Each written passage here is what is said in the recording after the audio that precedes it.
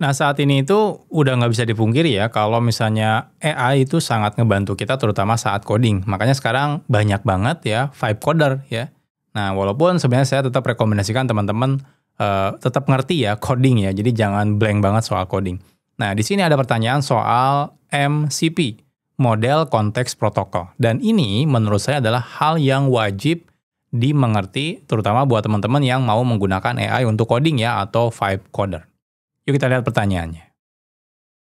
Oke, sebelum kita lanjut ke materi, buat teman-teman yang belum tahu, Programmer Zamano juga mengadakan kelas online ya. Jadi ada banyak banget kelas online yang bisa teman-teman ikuti. Contohnya seperti kelas Golang, JavaScript, Java, dan masih banyak yang lainnya. Teman-teman bisa lihat di Udemy-nya Programmer Zamano. Nah, buat teman-teman yang ingin dapetin promo ya untuk join di kelas ini, teman-teman bisa buka website programmerzamano.com/promo. Nah, teman-teman bisa dapetin promo ya, dan ini kuotanya terbatas ya. Teman-teman bisa join ya. Di sini hanya dengan 99.000 aja ya untuk dapetin kelas online-nya. Nah, buat teman-teman yang pengen tahu ya di sini detail materinya, teman-teman bisa buka salah satu kelasnya. Nah, di sini teman-teman akan dapetin detail materinya apa aja. Jadi di sini contohnya untuk yang kelas Golang itu materinya banyak banget ya di sini ya. Total ada 42 jam ya untuk materinya. Dan buat teman-teman juga yang nggak tahu apa bedanya kelas online ini dengan materi di YouTube Programmer Zaman Now, itu bedanya tidak semua materi digratiskan di YouTube ya. Jadi hanya sebagian kecil aja yang digratiskan. Jadi materi totalnya itu semuanya ada di kelas Programmer Zaman Now. Oke, ini pertanyaannya dari Gary Santoso ya. MCP atau Model Context Protocol dan GitHub Copilot. Selamat malam Pak Eko, saya sering melihat video-video tutorial yang diberikan Pak Eko dan banyak menggunakan Copilot. Oke, sebagai informasi saya tidak menggunakan GitHub Copilot ya. Jadi ini tebakan yang salah. Jadi saya tidak menggunakan GitHub Copilot sebagai AI agent saya. Yang membantu Bapak dalam menulis kode. Belakangan ini saya sedang mengulik MCP untuk menghubungkan AI agent dengan eksternal data yang saya punya. Pertanyaan saya, kalau boleh tahu apakah Pak Eko sering menggunakan MCP untuk agent Copilot? MCP server sendiri itu ada dua, remote, file system, git time, dan lokal buatan kita sendiri. Menurut Bapak sendiri, pros dan cons-nya apa aja ya? Dan apakah Pak Eko membuat MCP server sendiri pada project-project yang Bapak buat? Kalau boleh, sambil dibuatkan video penjelasannya, saya sangat berterima kasih Pak. Terima kasih banyak. Oke, jadi saya sendiri kalau teman-teman, ini saya nggak promo ya. Jadi saat ini saya kerjanya pakai dua text editor ya, atau IDE. Yang pertama itu yang punyanya JetBrains, yang kedua itu yang basisnya Visual Studio Code menggunakan kursor ya. Nah, jadi saya tidak menggunakan GitHub Copilot. Nah, untuk yang di JetBrains itu ya saya pakai bawaannya, ada JetBrains AI, dan yang di kursor ya itu juga udah ada bawaannya ya. Jadi itu dua IDE yang saya gunakan. Saya tidak promo ya, karena memang itu dapat aja gitu ya, dari salah satunya dari kantor juga dikasihnya itu ya. Ya udah saya pakai aja gitu ya. Oke, nah sekarang pertanyaannya, penting nggak sih MCP? Buat teman-teman yang nggak tahu MCP, saya jelasin dulu MCP itu apa, biar teman-teman kebayang ya. Jadi kan biasanya kita kalau misalnya coding ya kita kan biasanya akan pakai AI-nya. Jadi di sini asistennya adalah AI-nya. Nah seperti ini. Nah biasanya ya, habis misalnya selesai, itu kan flow-nya biasanya coding yang kita buat pakai AI itu atau dibantu sama AI, tetap ya akan di-commit ke repository misalnya. Commit repository. Setelah itu selesai, deploy dan lain-lain. Kalau ada masalah, ya udah kita minta feedback lagi ke AI untuk dibenerin dan lain-lain. Nah, saat kita coding itu kan kita banyak banget menggunakan tool-tool di luar kode kita sendiri. Contoh yang paling simpel, misal aja ya. Contohnya misalnya teman-teman setelah commit itu kan teman-teman mungkin pakai teknologi lain. Contohnya misalnya teman-teman pakai CI/CD tool ya. Contohnya misalnya ada Jenkins misalnya. Ini nggak enak banget ya warnanya. Saya ganti dulu deh. Nah, contohnya atau teman-teman menggunakan static code analysis misalnya ya. Static code analysis gitu ya. Jadi ini contohnya pakai sonar gitu ya. Lalu banyak yang lainnya sih ya. Contohnya bahkan teman-teman pakai tiket manajemennya misalnya pakai misal aja Jira misalnya seperti itu. Ya. Nah, biasanya interaksi yang kita lakukan ke tool-tool ini itu kan dilakukan secara manual gitu ya. Contohnya dari coding habis selesai ya udah deh saya jalankan Jenkins-nya misalnya. Kalau ada error saya baca dulu errornya apa gitu ya. Habis itu saya dapetin errornya, saya nanti coding lagi entah itu minta AI untuk benerin dan sebagainya. Tapi ini kita lakukan step ini biasanya manual. Termasuk kalau misalnya sudah Jenkins-nya itu di-build misalnya atau pipeline-nya ya, CI/CD-nya di-build lalu dikirim ke static code analysis contohnya dapetin ada beberapa bug misalnya, lalu kita lakukan adalah kita cek bugnya apa. Setelah itu kita kalau misalnya udah oke, ya udah kita minta AI untuk benerin, misalnya seperti itu. Nah, termasuk teman-teman misalnya pengen baca detailnya, requirement-nya seperti apa, teman-teman baca manual ke Jira. Setelah selesai, teman-teman minta AI untuk kerjain. Tapi part ini biasanya kita lakukan secara manual, bantuan kita. Nah, pertanyaannya, ini kan sebenarnya hal-hal yang repetitif ya. Jadi hal yang gitu-gitu aja gitu ya. Jalanin Jenkins, kalau misalnya ada error, baca errornya, nanti habis itu perbaiki lagi, kalau misalnya ada error lagi, perbaiki lagi, itu kan hal yang repetitif. Bisa nggak sih diotomatisasi misalnya? Atau di sini nih, ketika misalnya ada kita commit kode, di build static code analisisnya gitu ya, nanti dikasih tahu sama si Sonar, oh ada errornya A, B, C, D, F, G, H, ada potensial bug A, B, C, D, F, G, H. Lalu kita benerin lagi. Kode yang kita benerin misalnya ternyata ada bug lagi. Terus kita benerin lagi. Jadi kan itu repetitif juga ya, hal yang sama. Termasuk tiket manajemen. Kita sebenarnya baca tiket, lihat detailnya, habis itu kerjain pakai coding ataupun pakai AI. Jadi hal-hal seperti ini, pertanyaannya bisa nggak sih AI langsung ngakses ke sini? Ya.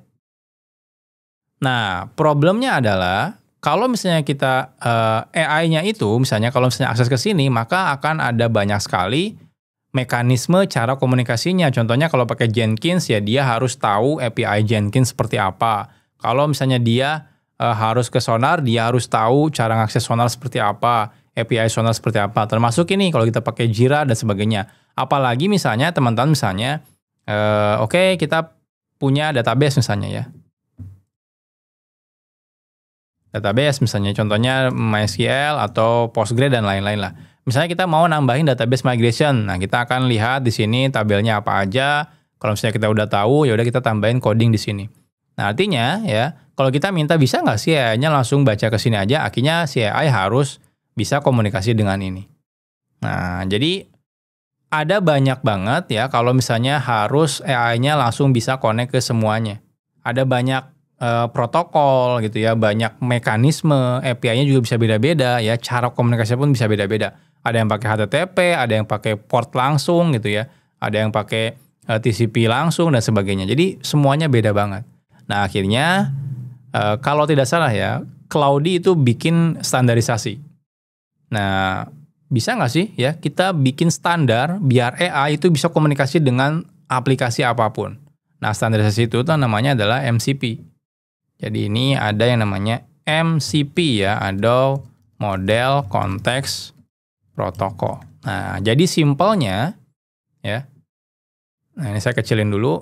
MCP itu dia itu adalah jembatan agar ya AI itu bisa terkoneksi ke sistem apapun. Jadi simpelnya kita cuma sediakan MCP-nya. Jadi AI itu dia ya anggap aja kalau teman-teman contohnya kan teman-teman punya aplikasi A, B, C, D, F, G, H. Gimana biar bisa connect dengan aplikasi lain? Kita kan biasanya bikin API pakai JSON. Nah, jadi setiap orang itu bikin API pakai JSON misalnya seperti itu. Jadi ada standarnya tuh, bikin API pakai JSON. Nah, AI, akhirnya AI, lebih tepatnya AI-nya itu AI ini sih ya, LLM ya, Large Language Model ya. Nah, itu akhirnya bikin kesepakatan biar bisa komunikasi dengan semua aplikasi-aplikasi lainnya, yaitu menggunakan MCP. Jadi Model Context Protocol. Nah, artinya nanti kalau kita mau komunikasi dengan Jenkins misalnya gitu ya. Nah, jadi nanti kita, MCP itu adalah requirement ya. Jadi ini requirement ya, standarisasi. Tetap nanti teman-teman harus jalankan, contohnya di sini pakai misal aja MCP Jenkins gitu ya. Jadi ini adalah MCP Sonar ya. Lalu contohnya lagi MCP Jira. Lalu contohnya MCP MySQL gitu ya. Kayak gitu. Nah, dengan seperti ini ya, teman-teman gunakan MCP ini, otomatis dari LLM ini bisa connect ke MCP ini, lalu dia akan otomatis bisa interaksi ke Jenkins. Ini juga sama ke Sonar. Ini juga sama misalnya dia ke Jira.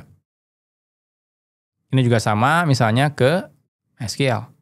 Nah, artinya karena AI ini ya LLM-nya itu bisa connect langsung ke sini via MCP. Jadi teman-teman nanti ketika coding itu bisa langsung misal aja kita pakai bahasa Indonesia misalnya. Misalnya jalankan Jenkins gitu ya, job branch ini ya. Tunggu sampai selesai, misalnya jika error, cek errornya ya, perbaiki, lalu commit lagi, lalu jalankan lagi job di Jenkins-nya. Kita bisa lakukan seperti itu doang loh. Jadi teman-teman tinggal habis selesai gitu ya coding, teman-teman commit, lalu teman-teman minta AI-nya, coba dong jalanin Jenkins-nya gitu ya, untuk job ini, lalu tunggu sampai selesai. Contohnya misalnya 5 menit, kalau misalnya udah selesai, baca apakah sukses atau gagal. Kalau gagal, coba dibaca errornya apa. Nah, dapatkan errornya itu dari Jenkins-nya. Ya udah, silakan langsung perbaiki lagi. Nah, jadi kita nggak perlu buka Jenkins lagi. Jadi langsung kita coding langsung di sini pakai agent-nya gitu ya. Tinggal minta si agent AI-nya ini untuk kalau misalnya udah selesai commit, baca ke sana gitu ya. Nah, lalu misalnya kalau misalnya udah misalnya ya, nanti di sini teman-teman bisa cek juga. Contohnya teman-teman bisa dapat di sini ya, oh ada di Sonar ada misal aja ada 10 isu gitu ya. Nah, lalu teman-teman bisa minta di sini contohnya ya. Ya contohnya misalnya kita minta lagi, oke, cek dong isu di Sonar ya. Lalu perbaiki 10 isu yang paling kritikal misalnya ya. Nah, seperti itu.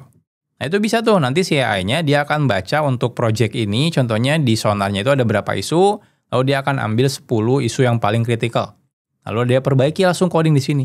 Nah, bayangin teman-teman jadi nggak perlu baca satu-satu, nanti suruh AI-nya kerjain satu-satu, pakai perintah kita manual, nggak perlu. Kita bisa minta si AI-nya untuk baca langsung ke Sonar misalnya ya, via MCP Sonar, dan seperti ini. Nah, termasuk teman-teman contohnya, oke, saya punya di database, contohnya, data ini, saya pengen dong minta contohnya, misal aja ya kita punya database di sini data order gitu ya, teman-teman bisa langsung nih, tolong dong, misalnya cek di database MySQL gitu ya, ambil 10 produk terlaris gitu ya, hari ini, misalnya seperti itu. Ya nanti dia yang akan cek database-nya, tabelnya ada apa aja, nanti dia bikin query-nya kayak gimana, itu dilakukan sama si AI-nya ini. Nah, jadi dengan adanya yang MCP ini ya, model konteks protokol, itu bisa kita integrasikan dengan sistem apapun. Nah, saat ini tuh udah banyak ya biasanya perusahaan-perusahaan yang bikin tool-tool ini, mereka juga pasti pada bikin MCP. Nah, biar apa ya? Otomatis biar nggak ketinggalan dong ya. Jadi semua AI yang kita gunakan ya, LLM yang kita gunakan itu bisa berinteraksi dengan ini. Jadi di sini teman-teman entah itu mau pakai Codex ya dari GPT misalnya, atau mau pakai Claude ya, atau mau pakai Google Gemini gitu ya, atau mau pakai Cursor ya, JetBrains AI, itu semuanya bisa connect langsung ke MCP. Jadi karena ini udah standar ya, jadi semua LLM atau AI agent itu pasti mereka mengerti tentang MCP ya, termasuk yang GitHub Copilot yang agentnya. Nah, jadi oleh karena itu, buat vibe coder atau yang manfaatin AI itu teman-teman sekarang wajib menggunakan MCP. Nah, sekarang balik ke pertanyaan yang kedua ya, yang tadi ya. Pertanyaannya itu adalah, bikin MCP server sendiri nggak sih? Nah, ini ada manfaatnya MCP ini. Contohnya kayak gini teman-teman. Teman-teman misalnya kan biasanya kalau contohnya di internal aplikasi gitu ya. Teman-teman misalnya di sini bikin kayak gini nih. Bikin aplikasi, kita bikin diagramnya beda deh. Ya, biar teman-teman kebayang ya penggunaan MCP contohnya yang ngebantu banget. Teman-teman misalnya kerja di perusahaan e-commerce misalnya ya. Nanti kan kalau misalnya aplikasinya udah banyak, contohnya ada yang order management gitu ya. Lalu teman-teman bikin ada apa? Ada member management, lalu misalnya ada apa ya? Member, seller management dan sebagainya. Oke. Lalu kan biasanya kita punya yang namanya user ini ya, ada customer service gitu ya. Jadi nanti kita misalnya lagi ada komplain dan sebagainya, kita nanya ke customer service. Nah, bayangkan kalau misalnya teman-teman contohnya mau komplain soal ABC dong gitu ya, nanti CS-nya itu harus buka aplikasi order management gitu ya. Nah, habis itu buka lagi member management contohnya, atau buka aplikasi ini gitu ya. Jadi banyak banget yang harus dilakukan sama si customer service-nya. Nah, bayangkan kita bisa bikin contohnya di sini ya, AI contohnya, teman-teman saya pakai AI apapun itu ya. Nah, lalu kita di sininya bikin MCP ya, yang kita buat sendiri. Ada banyak ya, teman-teman cari tutorialnya untuk bikin MCP. Nah, MCP ini nanti kita konekin ke semua aplikasi yang ada di tempat kita. Contohnya ke order management ya. Ya, tapi balik lagi ya, ini harus pastikan aman juga. Ya, contohnya ke sini, ke sini. Nah, nanti misalnya AI ini kita bisa jadikan sebagai AI untuk bot chatnya ya, CS. Jadi nanti si customer itu ketika nanya, saya pengen tahu dong, atau saya mau komplain dong A, B, C, D, F, G, H. Nanti dia ya menggunakan MCP yang kita buat akan berinteraksi dengan sini. Contohnya, saya pengen tahu dong order ini sekarang statusnya gimana, kok nggak jalan-jalan gitu ya. Nah, nanti dia akan coba nanya ke MCP-nya untuk dapetin data ordernya apa, detailnya gitu ya. Nanti ngecek sellernya siapa gitu ya, dan sebagainya, itu semuanya otomatis sama yang MCP ini. Jadi ini contoh aja gitu ya. Jadi teman-teman bisa manfaatin MCP ini. Dengan seperti itu, orang berinteraksi ke sini ya, itu jadinya natural. Nggak perlu lagi, oke, ketik ini untuk dapetin order, ketik ini untuk dapetin ini, ketik ini dapetin ini. Nah, itu udah zaman lama gitu ya. Sekarang teman-teman bisa ngobrol kayak biasa gitu ya. Minta ini. Nanti AI botnya ini akan connect ke MCP kita untuk dapetin detail dari semua aplikasi ini. Nah, jadi seperti itu. Jadi nanti di sininya mau AI-nya mau pakai teman-teman pakai Open API, pakai yang lain pun gitu ya, AI agent-nya, itu teman-teman nggak masalah karena kita sudah bikin standar yang MCP ini. Nah, jadi ini salah satu kegunaan ketika teman-teman mengerti tentang MCP. Jadi saya sangat sarankan teman-teman untuk belajar atau menggunakan MCP. Di saya sendiri ya di tempat kerja itu selalu menggunakan MCP, terutama kayak connect ke hal-hal yang repetitif, kayak contohnya ke Jenkins, ke Sonar gitu ya, Jira, atau database yang non-production gitu ya untuk ngecek data dan sebagainya. Itu sekarang udah enak banget. Jadi kita bisa tinggal nyuruh AI agent-nya untuk melakukan hal yang menurut kita repetitif ya. Jadi kita bisa menghemat waktu saat menggunakan AI-nya. Dari Sabang sampai Merauke, para coder bersatu, tekan tombol subscribe, jangan pernah ragu-ragu. Nyalakan juga loncengnya biar update selalu. Ini channel kita semua, programmer zaman now.